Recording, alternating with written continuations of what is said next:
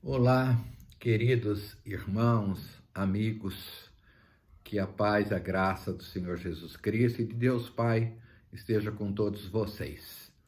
Nós temos ultimamente feito alguns vídeos, algumas gravações, falando um pouquinho sobre o final dos tempos, né? Que nós entendemos que já estamos nele e que as coisas estão acontecendo numa velocidade grande, né?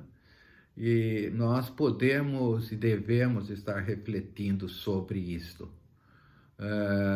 Esse vídeo eu pretendo falar um pouco sobre Mateus 25, se você puder até estar com a sua Bíblia aí perto para acompanhar, né?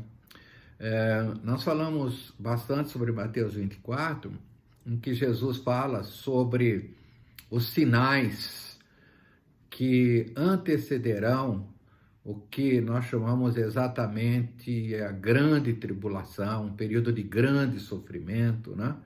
E esses sinais a gente chama de início das dores, dores de parto, né? E comentamos vários deles, falamos sobre a segunda vinda de Jesus e queremos dar andamento exatamente sobre esse tema. Em Mateus 25, a palavra de Deus nos ensina Jesus profetizando sobre três grandes sustos que existirão na sua volta. E a gente tem que estudar isso para que nós não sejamos pegos de surpresas, né? A palavra de Deus fala para a gente vigiar, para a gente orar, para a gente estar atento, para não sermos pegos de surpresas. Então, a primeira coisa que acontece em Mateus 25, já falando da volta de Jesus, é sobre a parábola das 10 virgens, né, que começa no capítulo 25, versículo 1. Então, são 10 virgens, 5 prudentes, que tinham óleo, tinham o Espírito Santo, que estavam preparadas para a volta do noivo, para o casamento. Na verdade, a tradição judaica na época era uma noiva que era acompanhada de virgens que ficavam aguardando o noivo. E aqui nós temos no verso 6, mas à meia-noite ouviu-se um grito: eis o noivo, sai ao encontro dele. Ou melhor, saí ao encontro dele. Então o noivo chegou, elas estavam aguardando, o noivo chegou. E dessas 10 virgens, que a gente chama de 5 prudentes, estavam com óleo nas suas lamparinas, quer dizer, estavam preparadas, porque ele chega à noite, meia-noite, e elas vão ao encontro do noivo. E as outras 5 não estavam preparadas, né? Elas não tinham óleo. Então, elas são como que lançadas para fora, elas não entram na bodas. E no verso 13, Jesus diz: vigiai, pois, porque não sabeis o dia e nem a hora. Depois dessa parábola, existe a parábola dos talentos, que diz aí no verso 14, também, Mateus 25. Pois será como um homem que ausentou-se do país, chamou seus servos e lhes confiou os seus bens. A um deu 5 talentos, a outro 2, a outro 1, cada um segundo a sua própria capacidade, e então partiu. Isso significa Deus, o Espírito Santo, dando para nós dons. Nós temos dons. E o objetivo de Deus é que nós multipliquemos os nossos dons, né? Cada um tem dons diferentes. E nesse caso aqui, nós vamos ver que o que recebeu 5 talentos conseguiu angariar mais 5 talentos. E o que recebeu 2 talentos conseguiu angariar mais 2 talentos. E o que recebeu 1 talento, ele enterrou, porque ele ficou com medo de que o Senhor, se ele perdesse o seu talento, o Senhor iria castigá-lo, né? Então, no verso 24, chegando por fim, o que recebera um talento, disse o Senhor, disse, Senhor, sabendo que és homem severo, que ceifas onde não semeaste, ajunta onde não espalhaste, receoso, escondi na terra o teu talento. Aqui tens o que é teu. Veja, ele não perdeu, ele está devolvendo. Respondeu-lhe, porém, o Senhor, servo mau e negligente, preguiçoso, né, significa, saibas que ceifo onde não semeei e ajunto onde não espalhei. Cumpria, portanto, que entregasse o seu dinheiro aos banqueiros, e eu, ao voltar, receberia os juros, o que é meu. Tira-lhe, pois, o talento e dá-lhe quem tem 10, porque todo o que tem se lhe dará e terá em abundância, mas o que não tem, até o que tem lhe será tirado. E o servo inútil lançai-o para fora das trevas, ali haverá choro e ranger de dentes. Veja, nós precisamos estar atentos nessa volta de Jesus, né? O talento que ele nos deu, o dom que nós temos, graciosamente dado por Deus. Ele nos capacita para fazer certas coisas na obra de Deus, né? E se nós não estivermos fazendo, a gente pode ser pego de surpresa. E o terceiro susto, que eu quero me deter mais, eu acho que esse é o fundamental de todos, está no verso 31 em diante. Alguns chamam assim de grande julgamento, mas não é ainda o juízo final, né? O juízo final vai acontecer mais para frente ainda. Aqui eu creio que é um juízo assim intermediário, não sei definir bem o que é isso, né? Mas diz assim, quando vier o Filho do Homem na sua majestade, e todos os anjos com ele, então se assentará no trono da sua glória. Então veja, aqui já houve a segunda vinda de Jesus. Jesus chegou, voltou, né, sentou no seu trono, e aí vai começar o julgamento das nações, e todas as nações serão reunidas em sua presença. E ele separará uns dos outros, como o pastor separa dos cabritos as ovelhas. E porá as ovelhas à sua direita, mas os cabritos à esquerda. Então dirá o rei aos que estiverem à sua direita, quer dizer, as suas ovelhas, vinde benditos de meu Pai, entrai na posse do reino que vos está separado desde a fundação do mundo. Agora, veja por que essas ovelhas vão estar ao lado direito de Jesus, do rei, né? E ele vai dizer, entrem no reino do meu Pai, tomem posse do reino do meu Pai. Porque eles vão praticar 6 coisas, olha que interessante. E é muito bom a gente avaliar, quando nós estamos aguardando a volta, a vinda do Senhor, quanto nós estamos praticando essas 6 coisas. Primeiro, porque tive fome, 1, e me deste de comer. Tive sede, 2, e me deste de beber. Era forasteiro e me hospedaste, 3. Estava nu e me vestiste, 4. Enfermo e me visitastes, 5. Preso e fostes ver-me, 6. Então perguntarão os justos, Senhor, quando foi que vimos com fome te demos de comer? Ou com sede te demos de beber? Quando vimos forasteiro, estrangeiro, né? E te hospedamos? Ou nu e te vestimos? E quando te vimos enfermo ou preso e te fomos visitar? O rei respondendo-lhes dirá, em verdade vos afirmo que sempre que o fizestes a um desses meus pequeninos irmãos, a mim fizestes. Então, aqui o texto está dizendo, né, que o amor a Deus é maravilhoso, né? Primeiro de tudo, amar a Deus acima de todas as coisas, mas amar ao próximo como a si mesmo, diz a palavra de Deus, né? Não é uma questão, assim, de nós sermos grandes adoradores, devemos ser, né? Orar muito, devemos orar muito, né? Devemos sim. Entender e estudar a palavra, devemos sim orar e estudar a palavra. Mas se nós não praticarmos o amor, queridos, de nada vale. Quer dizer, a palavra de Deus diz que nós somos salvos pela graça. Isso através da fé. Isso é um dom de Deus, né? Não vem de nós, para que ninguém se glorie.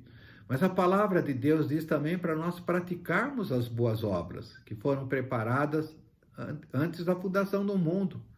Então, aqui nesse caso, nós, vamos colocar aqui nós, né? Estamos praticando as obras, né? Porque a fé sem obras é morta, diz a palavra de Deus. Não tem valor a fé sem obras, né? Então aqui diz, porque tive fome e me deste de comer. Veja que momento que nós estamos vivendo agora. Pessoas passando fome, a televisão está falando isso, está mostrando isso, né? Que os jornais mostram isso, que tem famílias passando fome. Isso ao nosso redor, tem gente passando fome. Veja, se a igreja se mobilizar, não haveria fome. Se nós somos mais de 40 milhões de evangélicos, quase 60 milhões de católicos, como cristãos, quase 100 milhões, a igreja poderia sustentar o mundo, mas nós sustentar o Brasil, desculpa, mas nós não devemos ficar pensando, a igreja deve fazer isso. Aqui está dizendo, né? Ele vai separar ovelha dos cabritos, né? Então, o que eu estou fazendo para minimizar a fome? A igreja está dando cesta básica. Que lindo! Mas e você? O que nós estamos fazendo, né? Então, é importante isso. E quando a gente fala em fome, fala em sede também, né? Nós estamos dando de beber, né? As pessoas precisam de beber. Forasteiros e me hospedaste. Veja, nós temos hoje, eu vejo aí nas ruas, pessoas assim que, não só os moradores de ruas, pessoas que estão vindo aí de outros locais, né, buscando socorro. Às vezes a gente passa batido diante dessas pessoas, né?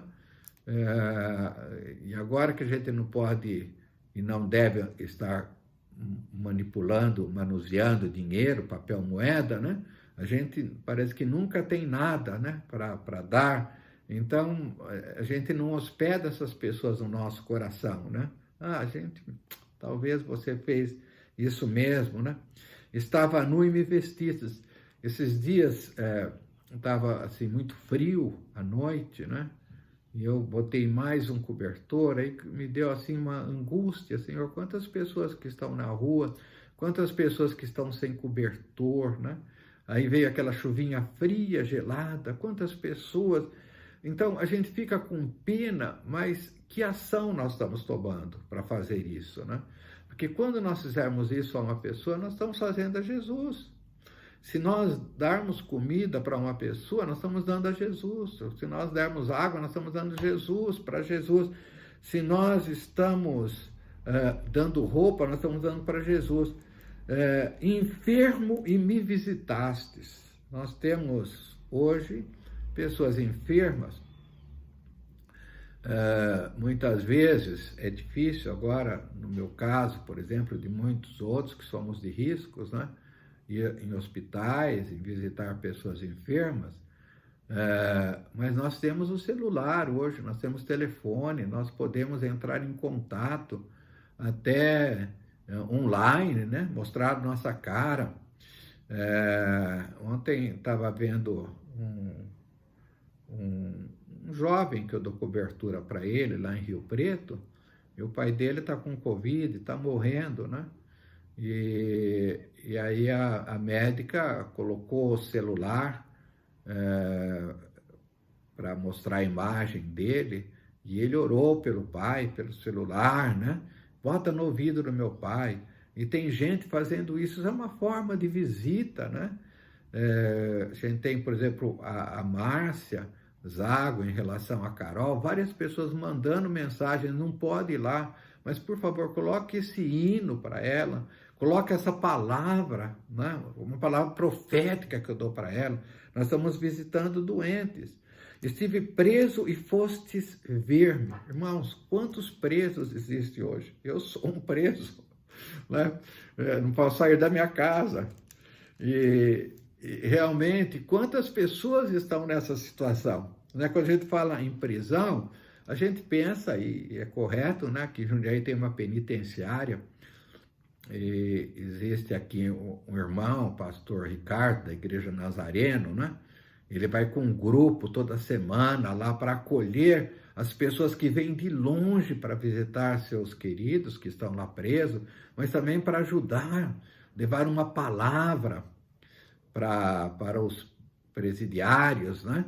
Mas se você não pode fazer isso, quantas pessoas idosas, eu conheço várias pessoas que não estão podendo sair de casa, que se receberam uma ligação sua, uma ligação online, né? Assim, com imagens, ou se puder visitar, né? Sempre estimulo os jovens do meu grupo, né? da igreja, para estar visitando nesse momento. Sabendo, você precisa de um remédio, você precisa de uma compra, eu posso fazer supermercado para você, você está precisando de uma cesta básica, o que você está precisando? Né? Então, veja, é um momento, o final dos tempos é um momento de muita crise, é a oportunidade que nós temos para ajudar. Agora, veja os que não ajudam, o que está acontecendo, né? Então, o verso 41, então o rei dirá também aos que estiverem à sua esquerda, apartai-vos de mim, malditos, para o fogo eterno preparado para o diabo e os seus anjos, porque eu tive fome e não me destes de comer, tive sede e não me destes de beber, sendo forasteiros não me hospedastes, estando nu não me vestistes, achando-me enfermo e preso não fostes ver-me. E lhes perguntarão, Senhor, quando foi que te vimos com fome, com sede, forasteiro, nu, enfermo ou preso, e não te assistimos? Então lhe responderás, em verdade vos digo que sempre que deixastes de fazer a um desses meus pequeninos, a mim deixastes de fazer. E irão esses para o castigo eterno, porém os justos para a vida eterna. Irmãos, esse texto é o susto do último dia. Gente que de repente, veja, essas pessoas chamam Senhor. Senhor, quando foi que nós não te ajudamos? Veja, significa, eu entendo que eles conheciam o Senhor, conheciam a Jesus, né? Mas não praticaram aquele que é o novo mandamento. O novo mandamento vos dou, que vos ameis uns aos outros. E nisso saberão que vocês são meus discípulos, se amarmos uns aos outros. Mas como nós amamos? Senão através de obras, né? O amor deve ser expressado através de obras. E então, que a gente esteja preparado para esse final dos tempos, né? A crise que nós estamos vivendo é muito, mas cabe a nós, cada um, fazer sua partezinha. Não significa que você tenha que fazer as 6 coisas, né? Mas talvez você está levando alimento, talvez você use seu carro para levar alimentos, talvez você olha no seu guarda-roupa, pega as coisas, roupas, né? E leva para as pessoas que precisam. Vai aí num farol onde você sabe que tem gente que fica pedindo que você passe, leva roupa para eles, né? Entra no supermercado, compra um pouco de comida, leva para eles, sabe? Alguma coisa assim nós podemos fazer nessa parte material. Então, que nós sejamos preparados, vigilantes, que nós estejamos atentos, né? Quem está atento é porque tem o Espírito Santo está falando com óleo, né?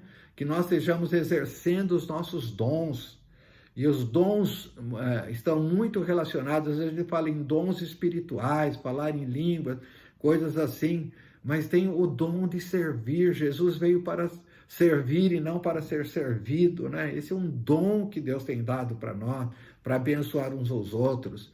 Que Deus possa estar dando graça para mim, que eu preciso muito disso, entender essas coisas e praticar, e para você que está me ouvindo. Deus te abençoe, querido. Reflita sobre isso, tá? Passa para as outras pessoas esse vídeo. Eu não sou de ficar fazendo propaganda, não me importa que ele seja virilizado, porque esses vídeos vai para as pessoas que Deus quer que ouça. Eu entendo dessa maneira. Mas você pode estar ajudando as pessoas a estarem se preparando para a volta de Jesus e não passar por esse grande susto, mas quando vier recebê-lo para a bodas, né? Porque aí fala da noiva, né? Recebendo as virgens, recebendo para a boda. Deus abençoe a todos. Paz de Cristo.